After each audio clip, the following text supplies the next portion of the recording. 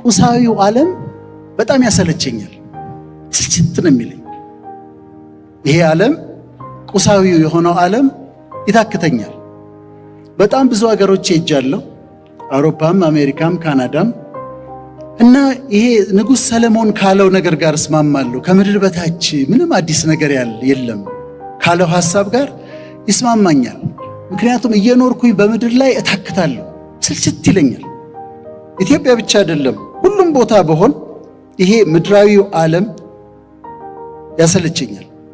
ቁሳዊው ዓለም ሲያሰለቸኝ ማምለጫዬ መንፈሳዊው ዓለም ነው።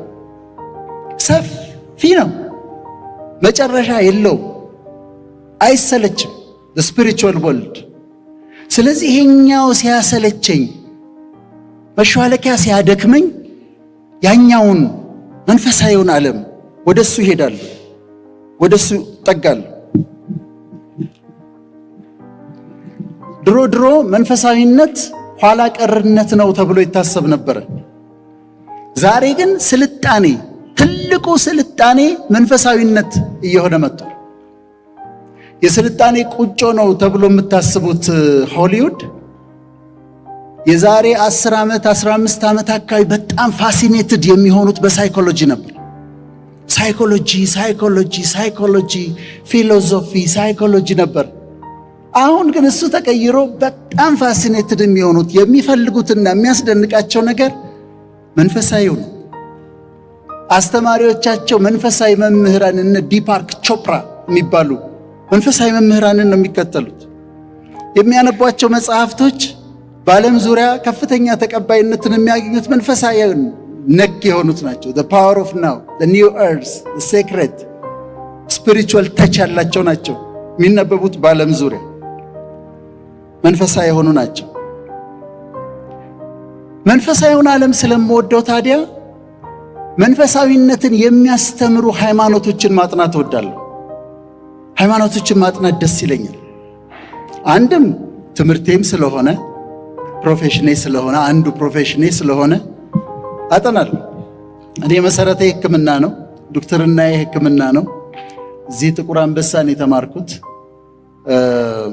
ከዛ በኋላ ከወጣሁ በኋላ ግን በሕክምናው ብቻ ጥያቄዎችን መመለስ እንደማልችል ሲገባኝ ወደ ሳይኮሎጂ ሄድኩኝ 6 ኪሎ።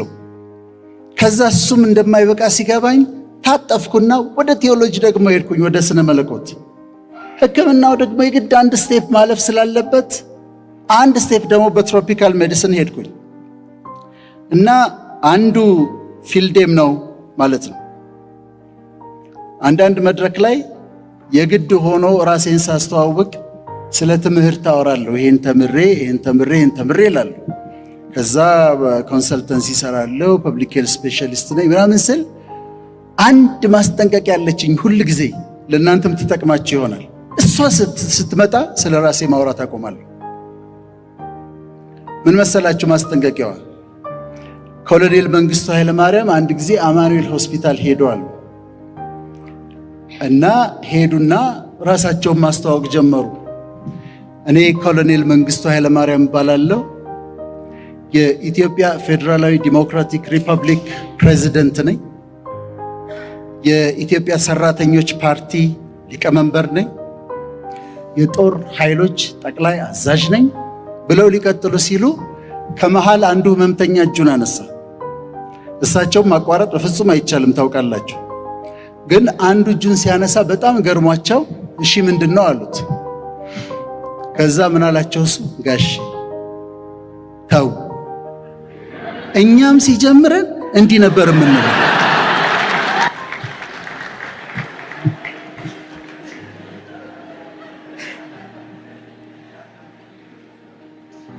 እሷ ሁሌ ትዝ ትለኝና ቶሎ አቆማለሁ ስለ ራሴ ማውራት ጀምሮኝ እንዳይሆን ብዬ።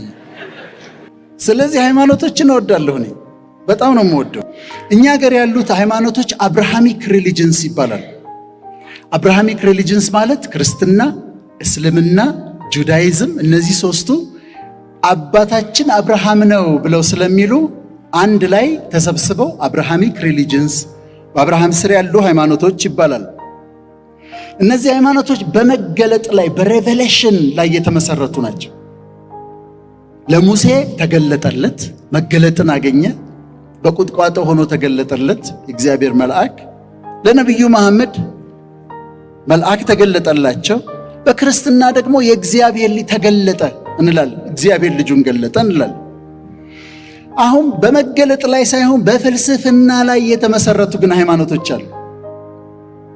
በመገለጥ ላይ ሳይሆን በፊሎሶፊ ላይ በአስተሳሰብ ላይ የተመሰረቱ ሃይማኖቶች አሉ። ኢስተርን ሪሊጅንስ ምንላቸው ሂንዱይዝም፣ ቡዲዝም፣ ኮንፊሽያኒዝም፣ ታኦይዝም የሚባሉ በመገለጥ ላይ ሳይሆን እግዚአብሔር ተገለጠልኝ በሚል ሳይሆን በአስተሳሰብና በሐሳብ ላይ የተመሰረቱ ሃይማኖቶች አሉ። ለኛ እነዚህ አብርሃሚክ ሪሊጅኖች ይበቁናል። ከነዛ ተጨማሪ አያስፈልጉንም። ግን እንዲሁ ለጨዋታውን የማነሳቸው ኮንፊሽያኒዝም ኮንፊሽየስ የሚባል ሰው ነው የመሰረተው። ቻይና ነው የተመሰረተው። ኮንፊሽየስ ከክርስቶስ ልደት በፊት 551 አካባቢ የተወለደ ሰው ነው። ኮንፊሽየስ ስለ ገነት አያወራም፣ ስለ ሲኦል አያወራም፣ ስለ ኃጢአት አያወራም። መላእክት የለ፣ ቅዱሳን የሉ፣ ስለ እግዚአብሔር አያነሳ፣ ስለ ሲኦል አያነሳ፣ ስለ ገነት አያነሳ። ምን አደረገ? ኑሮ በምድር ላይ ነው ብሎ አስተማራቸው። እዚችው ነው እሴት አስተማራቸው፣ ቫልዩ አስተማራቸው። እዛ የሚጠብቅህ ሽልማት የለም ቅጣት የለም ብሎ። ስለዚህ ኮንፊሽያኒዝም መንፈሳዊ አይደለም፣ እንደውም በቃ እሴት ነው ያስተማራቸው፣ ቫልዩ ነው ያስተማራቸው። ስለ ቤተሰብ፣ ስለ ትምህርት፣ ስለ መንግስት፣ ስለ ፍትህ፣ ስለ መልካምነት፣ ስለ ትክክልነት፣ ስለ ኮሬክትነስ አስተማራቸው። መሰረቱን ይሄንን አደረገ። how to live in this world። የሚገርማችሁ ነገር አሁን ባለችው ቻይና በስራ ባህላቸው ላይ፣ በመንግስታዊ አመለካከታቸው ላይ፣ በባህሪያቸው ላይ የዚህ ሰውዬ ተጽዕኖ አለ። ኮንፊሽያኒዝም አሁንም ቻይና አለ። ሁለተኛው ሂንዱይዝም መስራች የለውም፣ ጳጳስ የለውም፣ ሲኖዶስ የለውም፣ አንድ ወጥ ቴዎሎጂ የለውም። ከፈለጋችሁ የፈለጋችሁትን ያህል አምላክ መከተል ትችላላችሁ። እስልምና ልክ ነው በሉት፣ ሂንዱይዝም አዎ ልክ ነው ይላችሁ። ክርስትና ልክ ነው። ጁዳይዝም ልክ ነው። ምን መሰላችሁ የሚሉት? ሁሉም እምነቶች ልክ ናቸው፣ ሁሉም እምነቶች ወደ መዳን ያመጣሉ ብለው ነው የሚያምኑት የሂንዱይዝም አስተማሪዎች። እውነት አንድ ነች፣ ግን በተለያየ ስም ትጠራለች ይላሉ። ከዓለም ከክርስትናና ከእስልምና ቀጥሎ ሶስተኛ ደረጃን ይዞ ይከተላል ሂንዱይዝም። አምላካቸውን ብራህማን ይሉታል እና እያንዳንዱ ሰው ውስጥ አምላክ አለው ብለው ያምናሉ። እያንዳንዱ ሰው ውስጥ አምላክ አለ። እያንዳንዱ ሰው ውስጥ አምላክ ስላለ ሰላም ሲባባሉ ናመስቴ የሚሉት እንደዚህ ብለው እጅ የሚነሱት በእኔ ውስጥ ያለው አምላክ በአንተ ውስጥ ላለው ያንተ ውስጥ ያለውን አምላክ ያከብራል ማለታቸው። ወይም እኔ አንተን እጅ ነሳለሁ፣ እኔ ውስጥ ያለው አምላክ በአንተ ውስጥ ያለውን አምላክ ያከብራል ማለታቸው። ናመስቴ ማለት እሱ ነው። እንደች የሚሏት እሷን ነው። እና ዌይ ኦፍ ላይፍ ዳርማ ነው የሚሉት። አንድ ጊዜ ዶክተር ሳ የሚባል አስተማሪ ነበረኝ ሳይኮሎጂ አዲስ አበባ ዩኒቨርሲቲ። እና ቤታችን ብትመጣ አለኝ ቤተሰቦቼ በጣም በአክብሮት ነው የሚያስተናግደው አለኝ። ለምን አልኩት፣ አምላክ ቢሆንስ ብሎ ነው የሚያስቡት አለ። እውነት ነው የምላቸው። አንድ ሰው አዲስ ሰው ሲያገኙ ያከብራሉ። ለምን? ምናልባት አምላክ ቢሆንስ ብለው ነው። ሂንዱይዝም በሪኢንካርኔሽን ያምናል። ነፍስ አትጠፋም። ነፍስ ሰው ሲሞት ትሄድና ተመልሳ ትወለዳለች። ያ ማለት ለምሳሌ እኔ በቴዎድሮስ ዘመን ወታደር ነበርኩ ሊሆን ይችላል ፖሲብል። ከዛ የዛ ጊዜ ሞትኩኝና መኮንን ነበር ስሜ፣ ወታደር ነበርኩ። ከዛ አሁን ወዳጄ ነው ሆኜ ተወለድኩኝ ማለት ነው። ከዛ እሞትና ከዛ ደግሞ ጄምስ ሆኜ እመጣለሁ። በሪኢንካርኔሽን ያምናል። የእምነቱ መሰረት ነው። እና ካርማ የሚሉት ነገር አላቸው። አሁን የምትኖረው ኑሮ ባለፈው መተህ የኖርክ ጊዜ የሰራኸው ፍሬ ነው። የዛ ጊዜ ጥሩ አድርገህ ከሆነ አሁን መልካም ይሆንልሃል። የዛ ጊዜ አጥፍተህ ከሆነ አሁን ትቀጣለህ። ስለዚህ ላይፋቸውን ተቀብለው ጥፋት፣ ድህነት ምናምን ሲያጠቃቸው ያቺ ያለፈው የመጣው ጊዜ የሰራሁት ግፍ ነው ብሎ ያስባል። አሁን ደግሞ ሲኖሩ ለሚቀጥለው ስመጣ እንዳልጎዳ ብለው ነው የሚኖሩት። አሁን ክሬዲት እያጻፉ ነው። ምክንያቱም እሞታለሁ፣ ከዛ በሌላ ሰው ስጋ ደግሞ ወይም በእንስሳ ስጋ ውስጥ ሆኜ ይመጣል።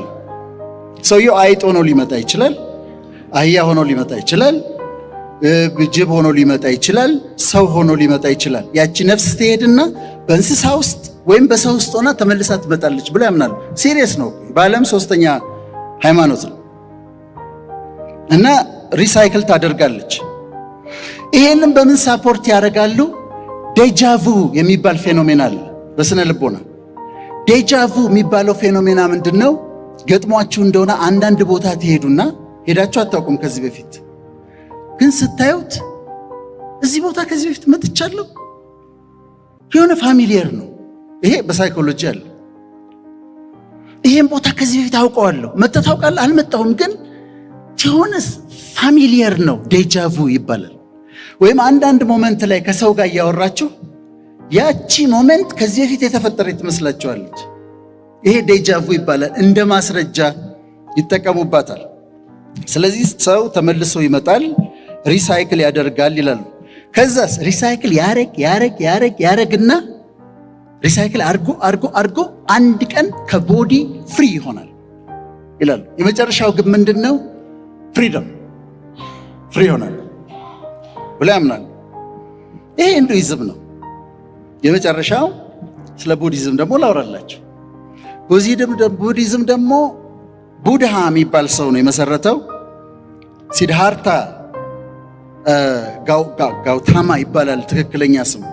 ቡዲዝምን የመሰረተው ትክክለኛ ስሙ ይሄ ነው እና የሀብታም ልጅ ነበር፣ የንጉሥ ልጅ ነበር።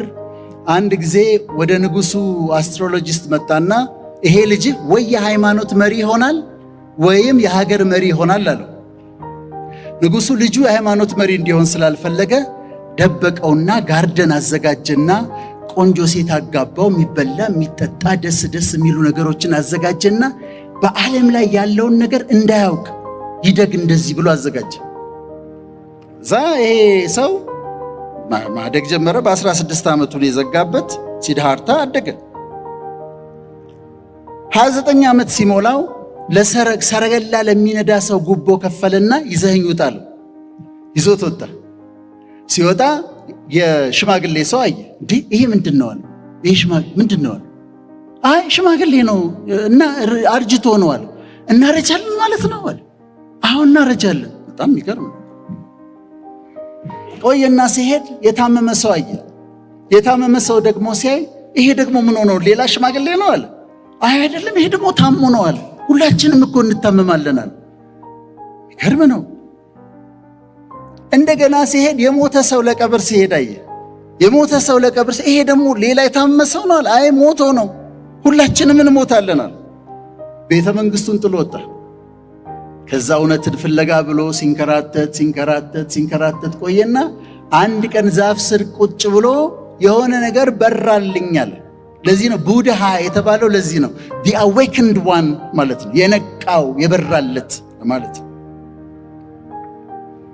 ታዲያ በጣም የሚገርመኝ ነገር እሱ አገኘኋቸው ያላቸው 4 እውነቶች አሉ። አንደኛው በጣም የሚገርመኝ ነገር ነው። አዳምጡኝ በደንብ። ስለምቀበለው አይደለም፣ ስለሚገርመኝ ነው። አንደኛ ቡዲዝም የሚያምነው የምድር ኑሮ ስቃይ ነው። ፔሪድ። ሌላ ዴፊኒሽን የለው።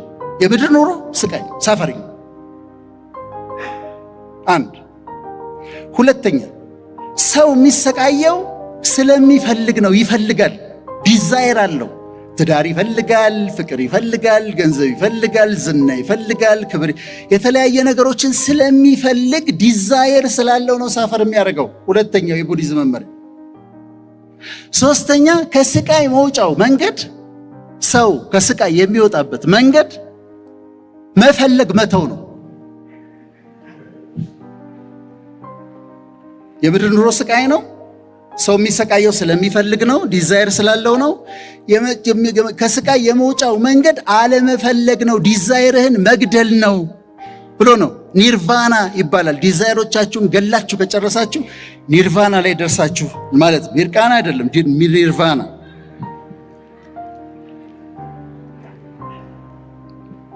ከዛ አራተኛው መውጫ መንገዶች አሉ ብሎ የሚያሳያቸው 8 መንገዶች አሉ። ቡዲዝም የሚያስተምረው ይሄንን ነው። አሁን ግን ተመልከቱ፣ ሂንዱይዝም ጥማቱ ምንድን ነው? ኖሮ ኖሮ ኖሮ ፐርፌክት ሆኖ ፍሪ መሆን፣ ከዚህ ያለ መውጣት። ቡዲዝም የሚፈልገው ምንድን ነው? ናቲንግነስ፣ ምንምነት። የመጨረሻው የቡዲዝም ግብ ምንም መሆን ነው፣ ናቲንግ መሆን። ፊሎሶፊ ይገርማል ማለት ባንቀበለው፣ ሱንያታ ይባላል። የሰው ልጅ ግቡ ባዶነት፣ ወደ አለመኖር መምጣት ነው ብሎ ያምናል።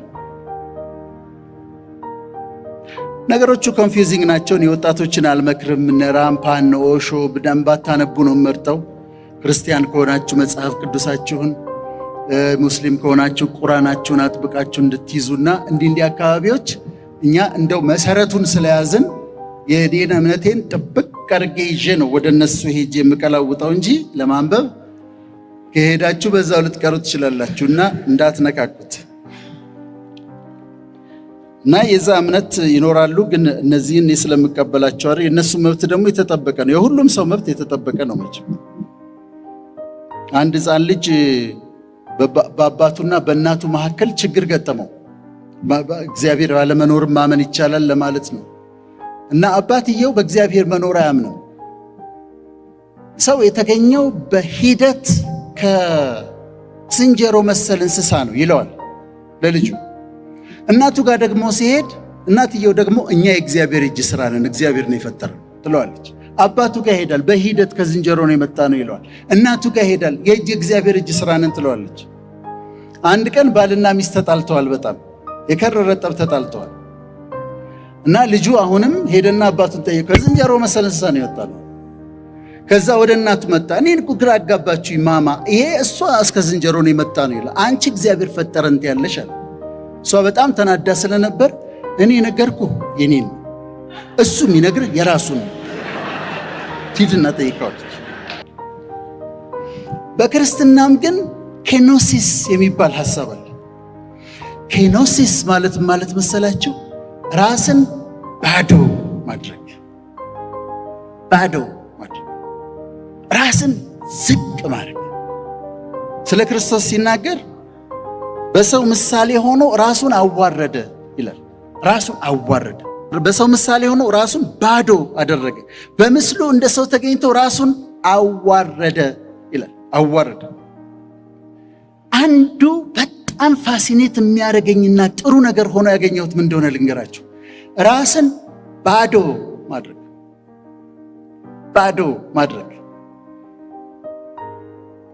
ዛፍ ያለው ፍሬ በብዛት ያለው ዛፍ ምን ያደርጋል? ቅርንጫፎቹ ዝቅ ይላሉ። እኔ ዝቅ የሚሉ ሰዎች ደስ ይለኛል፣ በጣም ወዳለሁ። እና የምታውቁ ከሆነ ብዙ እውቀት ካላችሁ ስትወጡ እኔ አላውቅም ብላችሁ ትወጣላችሁ፣ ባዶ ሆናችሁ። ከዛ አዲስ እውቀት አግኝታችሁ ትሄዳላችሁ። ሰው የሚያውቃችሁ ከሆነ ዝነኞች ከሆናችሁ እኔ ማንም አያውቀኝም ብላችሁ ትወጣላችሁ። መንገድ ላይ ወቅት ታደርጋላችሁ። ዝነኛ እኔ ማንም አያውቀኝም። ብዙ ታውቃለህ፣ እኔ አሁን ገና ማወቅ ነው የምፈልገው፣ እኔ ገና ማወቅ ነው የምፈልገው። ባዶ ኮንቲኒየስሊ የምታድጉት በዛ መንገድ ነው። ራስን ባዶ በማድረግ በመሞላት፣ ራስን ባዶ በማድረግ በመሞላት እያደግን እንሄዳለን። ከዛ ከአንዳንድ ነገርም ይጠብቃቸዋል። ለምሳሌ ሰው ቢተናኮላችሁ፣ ሰው ቢሰድባችሁ ምንም እኔ ደስ አትለኝም ቢል እኔ መች ደስ ላለው አልኩ። ቀድሞ ነገር አላልኩ። እኔ አንተ ምንም አታውቅም ቢላችሁ እኔ መች አውቃለሁ አልኩኝ ድሮስ። ለምን ባዶ አድርጌያለሁ ራሴ። በጣም ጥሩ ነገር ነው። እኔ ፌስቡክ ላይ ስድብ እንዳለ አላውቅም ነበር። ከዓመታት በፊት ስድብ እንደሚሳደቡ አላውቅም ነበር። ከዛ የሆነ ጽሑፍ አወጣው። ከጽሑፉ ስር ሲያቀብጠኝ ኮሜንት አነበብኩ። ታንኪዩ ዶክተር ይላል። እግዚአብሔር ይባርክ ይላል።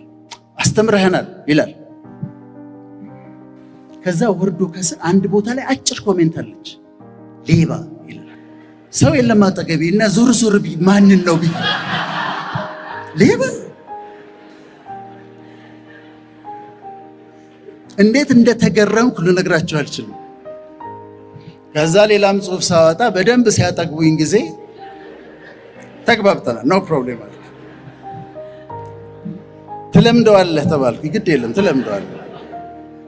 ልክ እንደ ጠንቋዩ ነው። አንድ ሰው 45 ዓመት ሆኖት ነበርና በጣም ኑሮ ከብዶታል፣ ስቃይ በዝቶበታል በጣም እና ጠንቋይ ቤት ሄደ።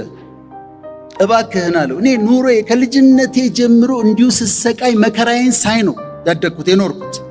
እንደው እስቲ የሚገለጥልህ ነገር ካለ ንገረኝ አለው። 45 ዓመቱ ነው። ጠንቋዩ ምን አለ? አውቃለሁ፣ ይታየኛል፣ በጣም ብዙ ነው የተሰቃየኸው፣ ብዙ ዋጋ ከፍለሃል፣ እስከ 50 ዓመትህ ድረስ ይቀጥላል። 50 እስክትሆን ድረስ 45 ዓመቱ ነው። 50 እስክትሆን ድረስ ይቀጥላል። ከዛ ሰውየው ጓጓና ከዛ በኋላ ሳለ ከዛ በኋላማ ትለምደዋለህ። ከዛ በቃ ትለምደዋለህ፣ ችግሩን ምን ችግር አለ? እና ለመድኩት። አሁን ያስታጥቋቸዋል እንደ ጉድ። እኔ ግርም ይለኛል። የሆነ አይተህ ይሆናል፣ ይሄ ዩቲዩብ ላይ እንዲህ የሚሉ ምልክቶች አሉ። እንደዚህ ታምስ አፕ ከዛ ታምስ ዳውን። ምንም ነገር ብታወሩ 88 ሰው እንደዚህ ይላቸዋል። ትለምዱታላችሁ።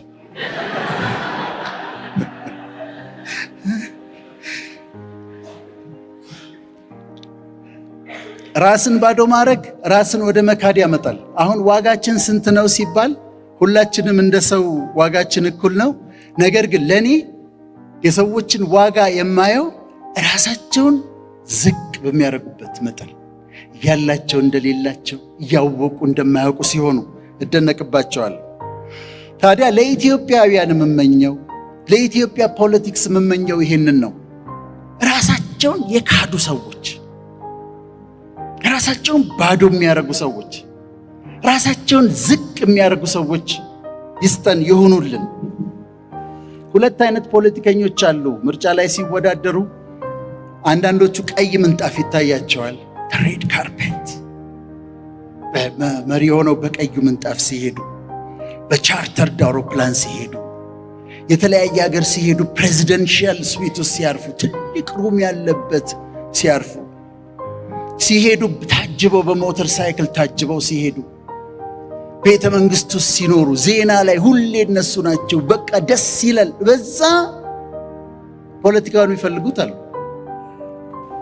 ሌሎች ደግሞ አሉ ለህዝብ፣ ለሀገር፣ ለወገን፣ ለድሃው ብለው ወደ ፖለቲካ ውስጥ የሚገቡ ሰዎች አሉ። ራሳቸውን የካዱ ፖለቲሻንስ ግን እጅግ በጣም ያስደስቱኛል። ፖለቲካ ጣፋጭ ሊሆን ይችላል፣ መራራ ሊሆን ይችላል፣ ወይም ደግሞ ቢተር ስዊት ሊሆን ይችላል። ጨርሻለሁ። ከሶስቱ ጣፋጭ በጣም ዲሞክራቲክ የሆነ ሀገር ከሆነ ፖለቲካ ትንሽ ጣፋጭ ሊሆን ይችላል። አምባገነን ያለበት ከሆነ መራራ ይሆናል። መካከለኛ ከሆነ ደግሞ ቢተር ስዊት ይሆናል፣ የመራራ ፖለቲካ ይሆናል። የመራራ ፖለቲካ።